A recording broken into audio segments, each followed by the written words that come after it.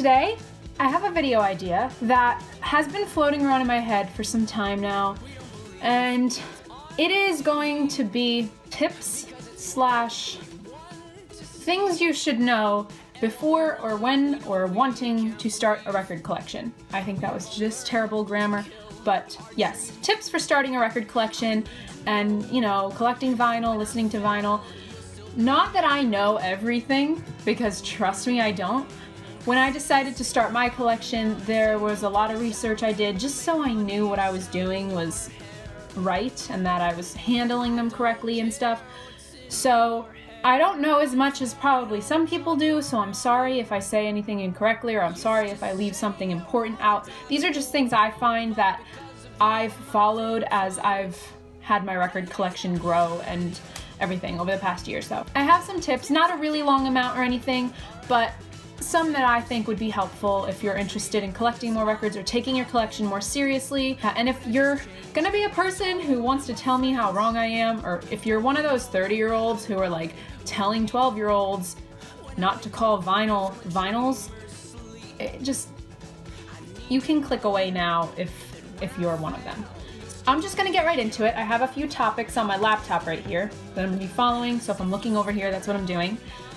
By the way, if you guys want to help me out, if you didn't know, I record my videos with my phone, so I am on the lookout for a lens and a tripod. Now, I found a tripod that I kind of like on Amazon, but I want to find a lens to attach to my phone, and if you know any decent ones or ones that would be good for filming videos to attach to your phone, please comment below, because I'm low budget here and I'm using my phone because I don't have a nice camera. So tip number 1 would be the way to store your records. Now, I will insert a clip of the way I store my records. The way you should be storing your records are not stacked on top of each other, are not thrown around. Don't put it near a vent or a heat source or anything like that, even near a window. The way I store mine is I have a crate and I line them up in a crate as they would be at a record store, so you can flip through them.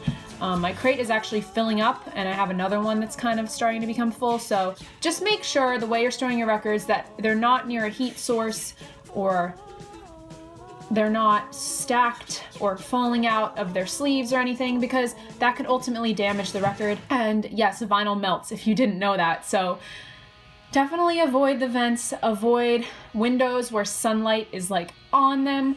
I'd say I think shelves are the best way to go, but I don't have a shelf and I don't have enough room for a shelf.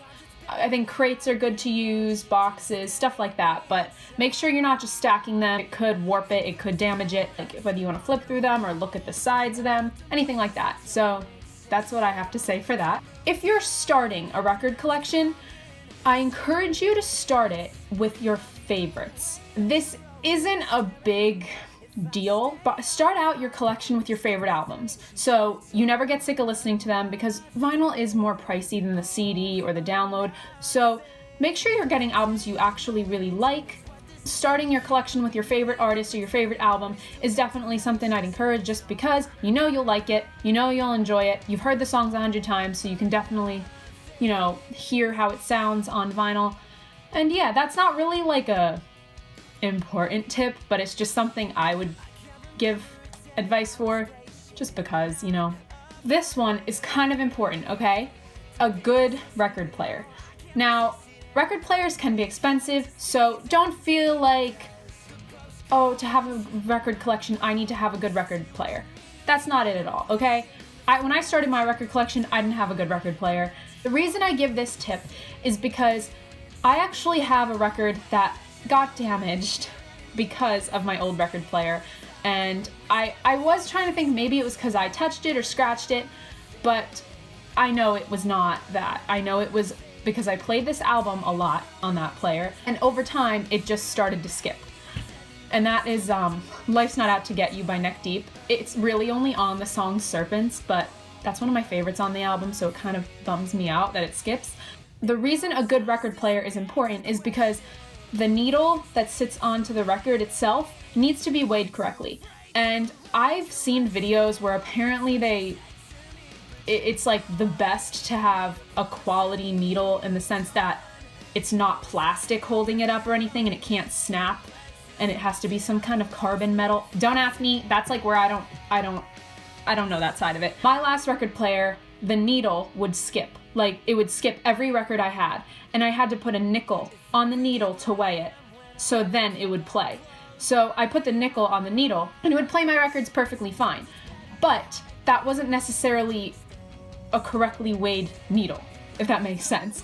So it was probably causing more friction or not enough friction than it should have been. I don't even remember the brand of that record player, to be honest. I think it was that brand IT or something, Technology, at IT Technology. I might be completely wrong. But the reason I got it, I actually still have it, is because it had a CD player, a record player, a cassette player, and an MP3 auxiliary cord, so I figured it had everything. Once I started getting more serious with my record collecting, I invested in an Audio Technica, but it is in black. I'll insert a little clip again. And the reason I picked that one was because I heard a lot of good things about it. It's one of the less expensive good record players. That one definitely does the job, and if you're looking for one that's decently priced and a good one, I definitely recommend Audio Technica, because Audio Technica, it's incredible. Once I got it, I couldn't believe the sound difference. I couldn't believe how well the records played. I don't know if this was just me, but I remember listening to certain songs and hearing things I didn't hear before, like a little extra riff or a little background vocals, and that might be in my head, but I have read and seen people say that vinyl really has a distinct sound to it, and that when played on a good record player, you can get great sounds out of it. If you don't, and if you have a Crosley or whatever is considered taboo, like, give me a break. All these people who are like too good and too special to have a Crosley, so many people have a Crosley record player. I don't see the problem. I mean, obviously, if it's not weighed right, like a lot of not good record players are, it could, but not everyone can afford a nice one right away. So don't flip if you don't have the money for a nice one yet. Don't think all your records are going to be damaged, because honestly, the only one that got damaged was Serpents on Life's Not Out to Get You by Neck Deep, and I really haven't had problems with the other ones. But I will tell you that it did have a better sound. This next tip is one that I really encourage you to do, because I have missed out so many times. And it is, if your favorite artist or favorite band is releasing their album on vinyl, limited amounts of copies, or a certain press, or something limited edition, especially if it's just the album itself, and you want it, but you're like, I don't have the money right now, or like, I don't know if I want it yet, just get it. Just get it, because I am terrible with that. There are so many albums I missed out on getting because I was like, I'll get it another time, like it won't sell out. The Maine is a perfect example. The Maine, they put all their albums on like limited pressings, and their album Pioneer and their EP Imaginary Numbers are nowhere to be found. That is because when they pressed those, I was not into vinyl at all, so I just didn't care. Please jump on it. When you have a chance, if one of your favorite artists or favorite bands are pressing an EP they haven't had on vinyl before or something like that, just jump on it. Just jump on it. Because I'm telling you, you're gonna regret it if you don't. Number one, it becomes more valuable. Number two, you have it. Number three, you don't need to worry about paying more money in the future if you want it, because that's when things start going up in price. So obviously, if you can't afford it or something like that and it's some ridiculous price, don't. But if it's just up there for $20, $30, a normal price of a record, just snatch it, because I've had that problem. This is also something random, but I feel like I've noticed just by watching a lot of videos. Don't feel like you have to have a certain taste in music or be a huge fan of music when starting a record collection. Because I, myself even, always thought slower, stripped back songs sounded nicer on vinyl, like they were more chill to listen to. You feel like the popular records to get are like the 1975 and Halsey and some of these artists. Don't feel like you can't like that on vinyl, because I feel like a lot of people, especially in the alternative scene, try to look down on that and say, that's basic. They like that music. It's not a big deal, okay? I don't like when I see that, because yes, there are artists who are very mainstream. There's artists like the 1975, Halsey, 5 Seconds of Summer, even 21 Pilots have like blown up, like that are more mainstream and that a lot of people like. But don't feel weird if those are the records you want, because some of those albums are really good. So this is something maybe I just find and I see, but I do notice people saying it's basic, or everyone has those records, or something like that. Just get what you want, okay? After all, why are you gonna invest in an album that you just don't care about because it's like, whatever. Sorry, that was really random. Another tip I have is to be smart with your money. There are record stores that, at least where I live and like that I've been to, that charge way too much for records. Some are more and some are less. I mean, I've found that some artists are more money than other artists. And even online, some people charge way more than they need to be. Just be smart with your money, okay? I am not going to tell how much I paid for it, but Forever Halloween by the Maine is the most expensive record I invested in, and that is because when they pressed it, I wasn't into vinyl, so I didn't order it. That's why. Snatch the records you can when they go on sale, if they're limited. But I bought it off of eBay, and it wasn't too much money. I actually got it for a decent deal. It was like a bidding thing.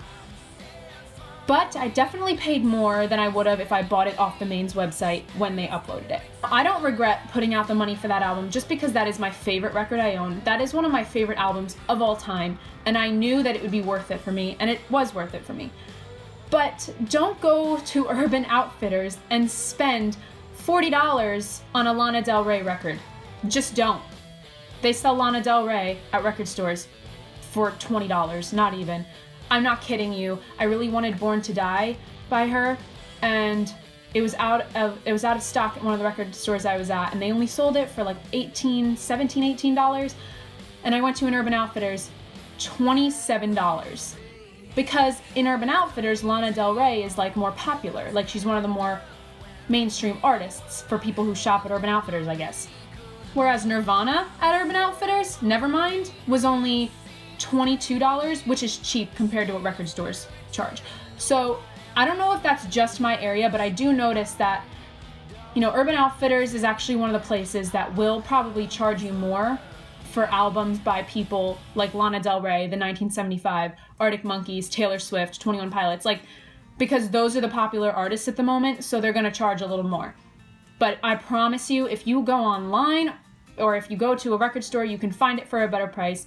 Don't spend over $30 on a Lana Del Rey record unless it is some kind of really special thing, because when I saw that, I think it was Ultraviolence or Born to Die, forget which one, was like $35 to $40 at Urban Outfitters, and I was like, bye, no. Just be smart with your money is all I'm saying. I actually do encourage you to check out Amazon for some records, because Amazon, depending on the album, doesn't charge a lot at all. Obviously, there's shipping. If you have Prime, then it's free. But I got my Moose Blood record and one of my Mayday Parade records off of Amazon. My total was like $35 for both, and they were both such cool presses. So if you need to do online shopping to get the deal or whatever, do what you have to do. But just don't put out money you don't have to. And if you want to invest in a record that might have been limited edition or might have been more expensive, like Forever Halloween was for me, just make sure you're happy with that record, and make sure if you're buying it online that it's new, or that you know the seller, or that it's in good condition. My copy of Forever Halloween was brand new, so it was okay. Be smart with your money, because vinyl can get expensive, and that's why I feel like what steers people away from collecting it. This is something that, sorry my nails are all chipped, I feel like that's like gross. This is something that I'm only bringing up because I've seen people do it in record collection videos, and I feel like people should just know. Basically everyone knows, because it's kind of like common sense when it comes to like CDs and stuff.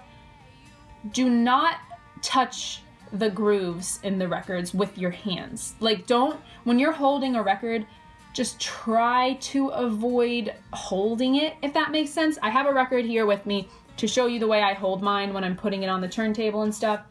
I feel so annoying that I'm like showing you how I do this, but I feel like some people actually like want to know. or should know, or should be informed. So what I do is, like, if this is the sleeve, which this is the sleeve, I take it by the edge, like the legit edge, and I pull it out, and I'll either hold it by both sides like this, or I'll put my thumb here and my hands in the middle and hold it like this, and then place it on the turntable like that. I feel really annoying doing this right now. I'm not a teacher here, I'm not a vinyl professional here, but that is how I do it, and they don't get damaged. So if you have trouble getting a grip or figuring out how to hold your records, maybe try that way. It's just because I have seen in other record collection videos people touching the grooves, and not that it will like ruin your record, but the oil from your fingers can cause sound distortion, I guess is the way to put it. This next tip, which I think is my last tip, is go through the used records at the record store. I am guilty of this because every time I go to a record store, I'm impatient and I don't have time to look through everyone. I need to actually give myself a day or two this year, or this fall, to go to a record store and be able to spend my entire day there looking through these bins. The reason I say this is because there are things in those bins you might find that you have wanted or that are harder to find. I actually regret not buying this one, but one night I was in the record store and I was literally going just to pick up a birthday present for someone. I don't even remember what I was doing, but I was walking out after I bought it and I saw in one of the record store bins Katy Perry's one of the Boys record. Yeah, one of the Boys. It's the one with like Hot and Cold and I Kissed a Girl and everything. I saw it in the used record bin and I was like, and I think it was like $9, not even. It was like probably $6. And I was like, should I just get it? I mean, I don't love Katy Perry, but it would be cool to have. And if not, I have a friend who loves Katy Perry and I can give it to her. And I didn't get it. And I'm mad I didn't get it.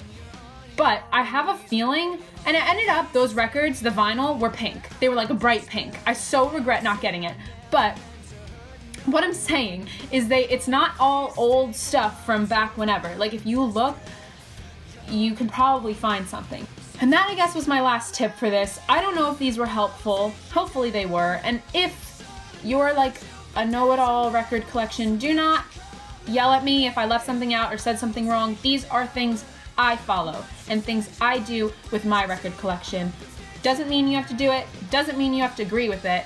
But these are things that I do with my records, for my records, to take care of them, to add to my collection, and to just be happy when I buy records. Buying records makes me happy. Listening to records makes me happy. Like I said, if you don't agree with it, keep it to yourself or click away. It's kind of too late now. If you got to this part, it's over. But those are my tips, and I hope they were helpful, and I am planning on doing records I got this summer at the end of this month because I did get a few more. I'm going to some concerts, I'm going into Boston, and I'm sure I will be getting more records.